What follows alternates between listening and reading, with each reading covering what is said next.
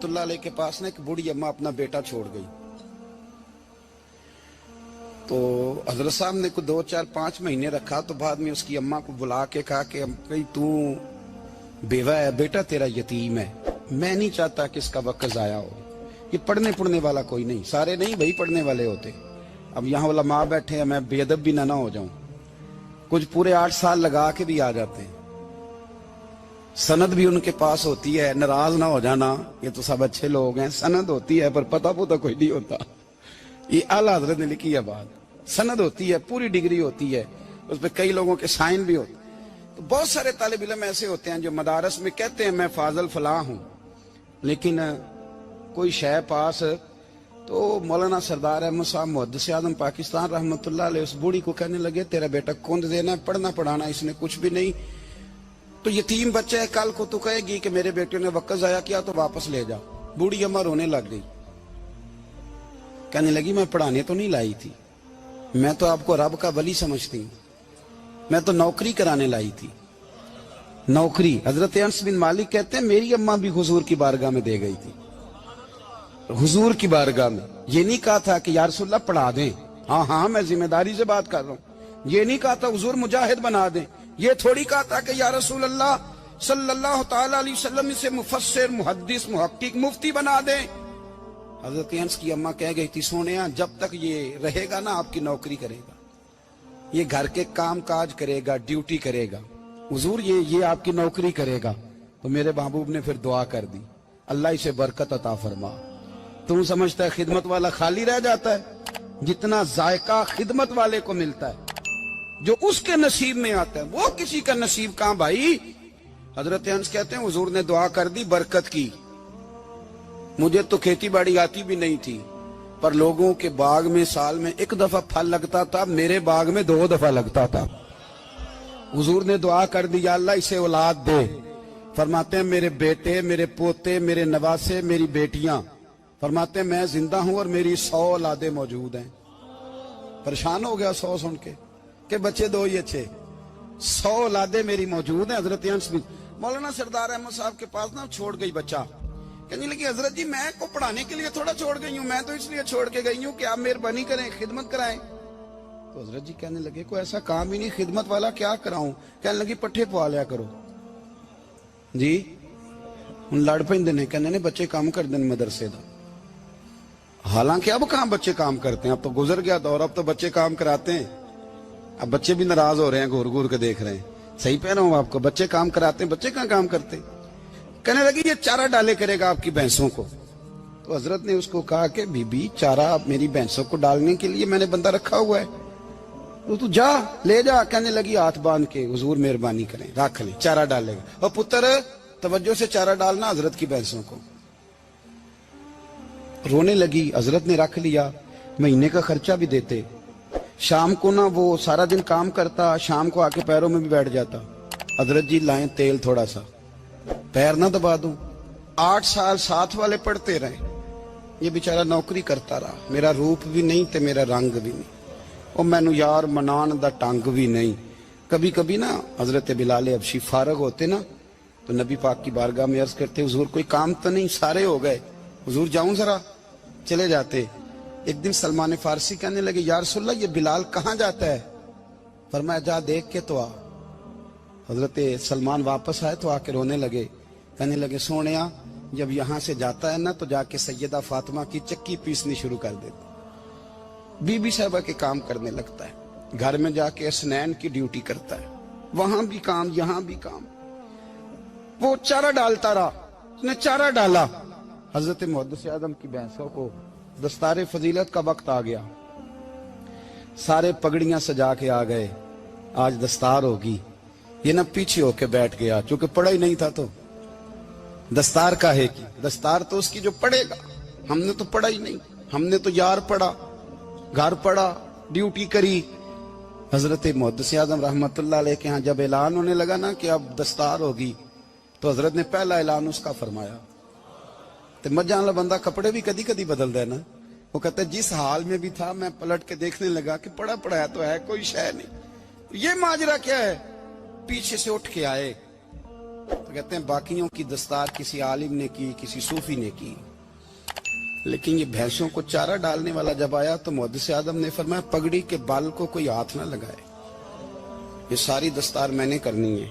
اور فرماتے ہیں حضرت بال بھی دیتے جاتے تھے اور آنسو بھی بہاتے جاتے تھے, ماتھا بھی چومتے تھے اور فرماتے تھے دستار کے بعد چلا تو نہیں جائے گا یار, مجھے تو عبادت بھی نہیں رہ گئی, مجھے تو چابیوں کو بھی نہیں پتا کون سی کہاں رہتی ہے, جائے گا تو نہیں تو رو پڑا, کہنے لگا سوڑیا جائے تو وہ جس کے پلے کچھ ہے ہو, آتا جاتا تو ہے کچھ نہیں, مجھے کس نے رکھنا ہے, میں نے کہاں جانا ہے, ادھر کہاں تو ادھر ہی رہوں گا. وہ اس طالب علم کے سارے استاد بھائی کہتے ہیں اس نے دستار کرائی, پڑھا پڑھایا کچھ نہیں, پر جو مسئلہ اڑ جاتا تھا نا, وہ جو اڑ جاتا تھا نا, وہ جا کے اس سے پوچھتے تھے تو کتابیں کھولنے کی ضرورت نہیں پڑتی تھی.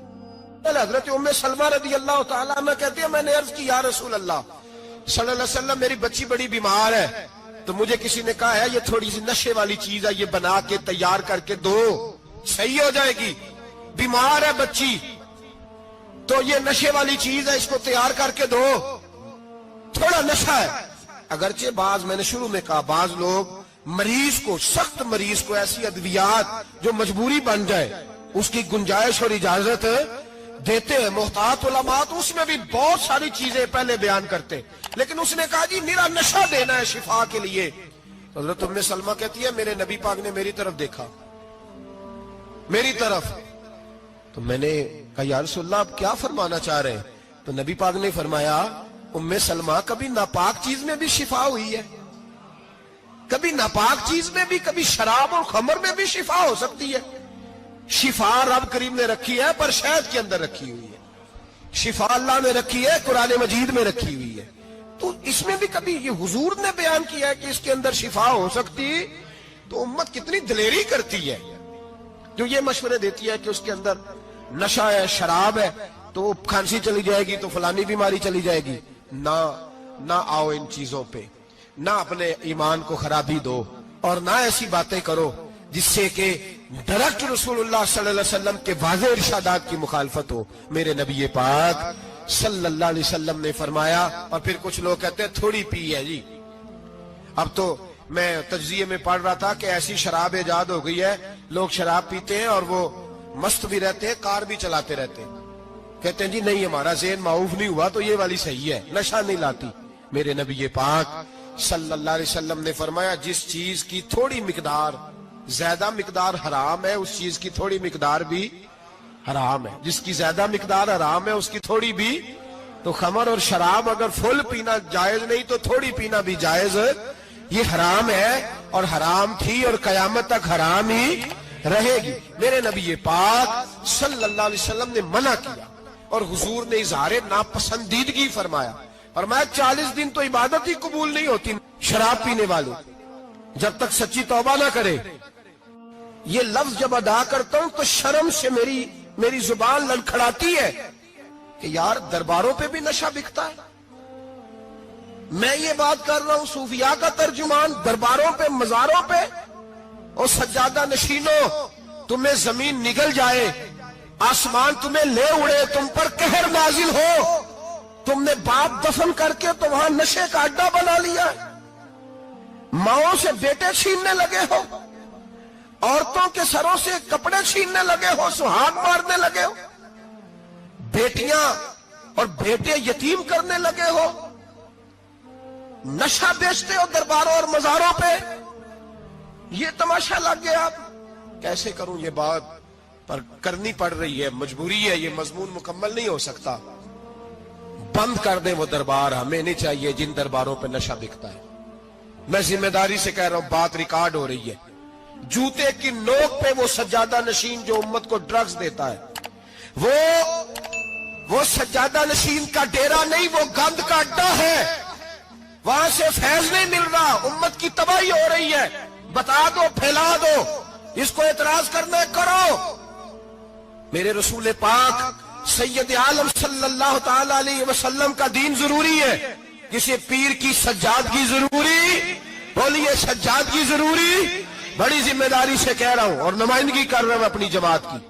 نہ ہمارے بزرگوں نے کل اس کی حمایت کی تھی، نہ آج کرتے ہیں، نہ قیامت تک کریں گے۔ بند کر دیں وہ دربار اور مزار۔ بزرگ دنیا میں یہ کام کرنے آئے تھے، اور ہماری سوچ اتنی گر گئی ہے، اتنے ہم کمزور ہو گئے۔ کہتے ہیں جب اس کو چڑھ جاتی ہے تو پھر بڑی معرفت کی باتیں سناتا ہے۔ تجھے شرم نہیں آئی یہ لفظ کہتے ہوئے؟ اب نشئی تجھے معرفت سکھائے گا؟ اب تو شرابی سے، بھنگی چرسی سے دین سیکھے گا؟ کہتے ہیں اس نے پی ہوئی تھی، چڑھی ہوئی تھی، بات کر دی تو میرا کام بن گیا۔ اتنی گندی اور میلی سوچ صاحب ایمان کی ہوتی ہے، تو اب نشیوں سے جا کر دعائیں کرائے گا؟ سن، میرے نبی پاک صلی اللہ علیہ وسلم نے فرمایا جو شراب پی لے، نشہ کر لے، اس کی تو 40 دن تک عبادت رب قبول نہیں فرماتا۔ تو کہتا چڑھی ہوئی تھی تو اس نے دعا کر دی، تجھے شرم ہی نہیں آئی بات کرتے؟ حیا ہی نہیں کیا تو نے جملہ بولتے؟ یہ کوئی تصوف اور طریقت ہے؟ جاؤ اٹھا کے لے جاؤ۔ ایسی کوئی تصوف اور طریقت ہمیں نہیں چاہیے، ہمیں وہ والی طریقت چاہیے جس میں خدا کے قرآن کی بات ہوتی ہے اور محمد مصطفیٰ کے فرمان کی بات ہوتی ہے صلی اللہ علیہ وسلم۔ تو بھائی یاد رکھو، یہ کوئی طریقہ نہیں۔ ایک مزار ہے، مجھے ایک صاحب کہنے لگے آ جائیں یہاں بھی فاتحہ پڑھیں۔ میں نے کہا یہاں کیا ہے؟ کہنے لگے تھے تو بابا جی نشہ وشا کرتے، پر اب سنا ہے لوگوں کی منتیں بڑی پوری ہوتی ہیں، مجھے جذبات بڑے کم آتے ہیں۔ میں نے اس آدمی کو گریبان سے پکڑ لی، میں کہ ادھر ہٹ، وہ تو نشہ کرتا تھا اور تو جاتا تھا، تیری یہ کیسے طاقت ہوئی؟ تو نے مجھے مشورہ دے دیا ہے، تو ہمیں کمزور سمجھتا ہے؟ ہم کمزور ایمان کے لوگ ہیں، اور میں یہاں تجھے کہوں گا نہیں نہیں میں یہاں نہیں جاتا، میں وہاں جاتا ہوں۔ بالکل کوئی لگی لپٹی بات نہیں، کھری بات۔ تصوف وہ، دربار وہ جہاں قرآن پڑھا جائے اور رسول اللہ کی حدیث سکھائی جائے، باقی کوئی مطلب نہیں کسی قسم کا۔ میں داتا صاحب کبھی جاؤں نا جلسہ کرنے کسی کام سے، کسی تقریب میں، تو میں داتا صاحب کے مزار پہ نہیں جاتا۔ میں کہتا ہوں یار یہ یرانہ نہیں کہ بندہ کسی کام آیا تھا تو فاتحہ پڑھ لی، واپس چلو۔ گکھڑ سے سپیشل آئیں گے داتا صاحب کے مزار پہ حاضری دیں، اور میرے سنگی گواہ ہیں کہ میں سپیشل ٹائم نکال کے بہت سارے کام چھوڑ کے سپیشل جاتا ہوں، اور میں مراد ماننے نہیں جاتا، میں داتا صاحب کا شکریہ ادا کر دے جاتا ہوں۔ میں ان سے کہتا ہوں حضور آپ کی مہربانی، آپ یہاں آئے تو ہمارے بڑے بھی رسول اللہ کے غلام بن گئے۔ میں تو سلام عقیدت پیش کرنے جاتا ہوں، ہم مزارات پر جانے کے قائل نہیں، بلکہ ہماری تو عقیدت کا درجہ ہی مکمل نہیں ہوتا جب تک ہم مزار پہ سلام نہ کریں۔ پر مزار داتا صاحب کا، مزار خواجہ معین الدین اجمیری کا، مزار غوث اعظم جیلانی کا، مزار محدث اعظم مولانا سردار احمد کا، مزار اولیاء کا، مزار میاں شیر محمد شرک پوری کا، مزار رب کریم کے بندوں کا۔ بھنگیوں چرسیوں کے مزار نہیں ہوتے، اور نام ان مزارات کے قائل ہے، بالکل قائل نہیں ہم۔ میں تھوڑے دن پہلے لاہور گیا تھا تو میں کار میں میاں صاحب میاں شیر محمد شرک پوری کا ذکر کر رہا تھا، میں اپنے دوستوں سے کہہ رہا تھا یار بہت بڑا بابا ہوا ہے، تو مجھے کہنے لگی کرامت کیا ہے؟ میں نے کرامت یہ ہے کہ ساری زندگی سنت کا درس دیا ہے۔ تو مجھے کہنے لگے آپ کبھی گئے نہیں؟ میں نے کہا میں اسپیشل گیا تھا، اور تھوڑے دنوں کے بعد پروگرام بناؤں گا تو میں ساتھ لے کے جاؤں گا۔ ہم مزارات کے قائل ہیں، حاضریاں دیں گے مزاروں پہ، لیکن بھنگیوں چرسیوں کے مزاروں پر جانے کے قائل ہیں؟ زور سے بولے، یہاں جانے کے قائل ہیں؟ کوئی عقیدہ نہیں ہے ہمارا۔ نشہ بکے گا اب مزاروں پہ، اب یہ تصوف ہوگا وہاں، یہ طریقت ہوگی۔ اور ملت پر رحم کھاؤ خدا را۔ اگر تمہارے قومی ادارے کہتے ہیں رپورٹ کرنے والے کہ 70 لاکھ پاکستانی نشہ کرتا ہے، تو کیا تمہیں یہ نہیں پتا کہ نشہ بیچتا کون ہے؟ کیا تمہیں یہ نہیں پتا کہ ڈرگز کا کاروبار کون کرتا ہے؟ اگر تمہیں یہ پتا ہے تو کیا یہ خبر نہیں تمہیں کہ ان رگوں پر یہ خون اتارتا کون ہے؟ میں اپنے بزرگوں سے معذرت کے ساتھ، نشے کا آغاز، ناراض تو نہیں ہو جائیں گے بزرگ، نوجوانوں کو میں لتاڑ لیتا ہوں لیکن بزرگوں کی عزت کرنا سنت ہے، تو میں بزرگوں سے معذرت کے ساتھ یہ یوں سمجھ لیے خوگرے حمد سے تھوڑا سا گلا بھی سن لے۔ نشہ سگریٹ سے شروع ہوتا ہے، سگریٹ سے۔ میں تمباکو کو حرام نہیں کہتا، یہ فتویٰ نہیں دے رہا، تمباکو کا حکم وہی ہے جو مولی کا ہے، جو کچے پیاز اور لہسن کا ہے، کہ آپ جب کھا لیتے ہیں تو منہ سے بدبو آتی ہے، تو آپ مسجد میں آئیں تو آنے سے پہلے مسواک کریں، منہ صاف کریں، پھر آپ آ جائیں۔ تو جائز ہے، مکروہ ہے لیکن حرام ہے۔ لیکن تمباکو سے آگے جب حالات بڑھتے ہیں، تجزیہ نگاروں نے لکھا ہے کہ ہمارے پنجاب کے کچھ علاقوں میں اب سگریٹ سے نکال کے نا، پہلے بھی بھرتے تھے لوگ اس میں بڑا کچھ، اب پتہ ہے کہ نیا نشہ ایجاد کیا ہے، اب اس کے اندر چربی بھرتے ہیں اور چھپکلی کو مار کے سکھا کے خشک کر کے اس کو پیس کے وہ ساتھ نشے کے ملاتے ہیں، اور اس کا حال یہ ہوتا ہے کہ آدمی کو زیادہ نشہ ہوتا ہے، اور کہتے ہیں وہ اتنا گند ہے کہ وہ آدمی کسی کو دانت بھی لگائے گا تو وہ بندہ بھی بیمار ہو جائے گا۔ کیا یہاں لوگ اسپرٹ نہیں پیتے آپ کے ملک میں؟ اور ہم کبھی سڑک پہ جاتے ہیں تو نشئی کو دیکھ کے مذاق کرتے ہیں، دیکھنا میں ہارن لگاؤں گا تو گاڑی کے ہارن سے گر جائے گا، لیکن تجھے پتا نہیں کہ یہ کسی ماں کا بیٹا ہے، پتا نہیں کسی بیوی کا شوہر ہے۔ ایک ہمارے دوست ہیں، بزرگ ہیں، ان کا داماد فوت ہو گیا، نشہ کرتا تھا، تو میں تعزیت کرنے ان کے گھر پہنچا تو کھڑے ہو گئے ہاتھ باندھ کے، کہنے لگے حضرت صاحب باقی ساریاں گلاں چھڑ دیو، صرف نشے تے تقریر کریا کرو۔ وہ جب جیتا تھا تو تب بھی اس کے بچے یتیم ہی تھے، یتیم ہی تھے۔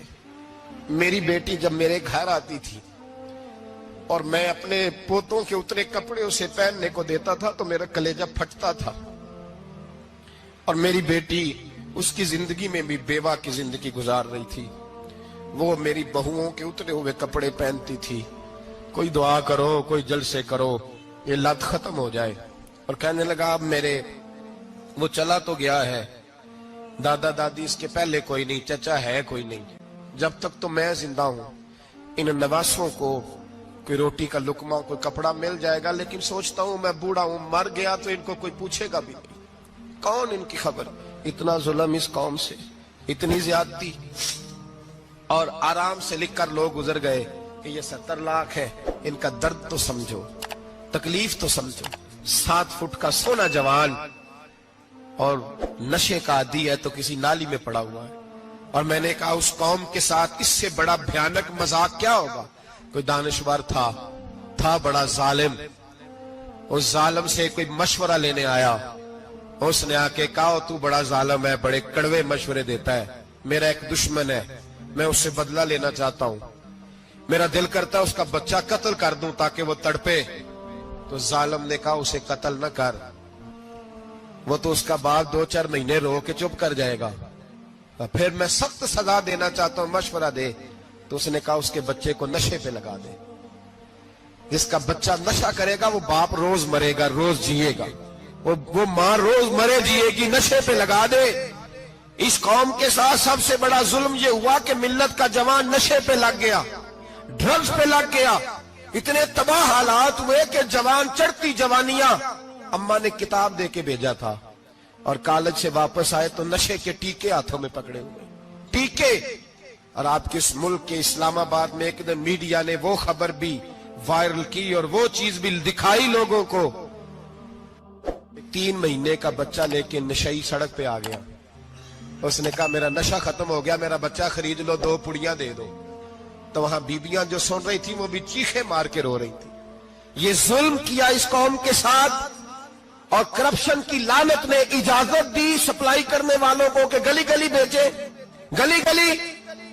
انہوں نے کچھ تھوڑا ظلم نہیں کیا ان حکمرانوں نے، اور ہماری اپوزیشن اس کو نہ صرف اتنا پتا ہے کہ یہ جائیں اور ہم آئیں، اس سے زیادہ کوئی غرض نہیں۔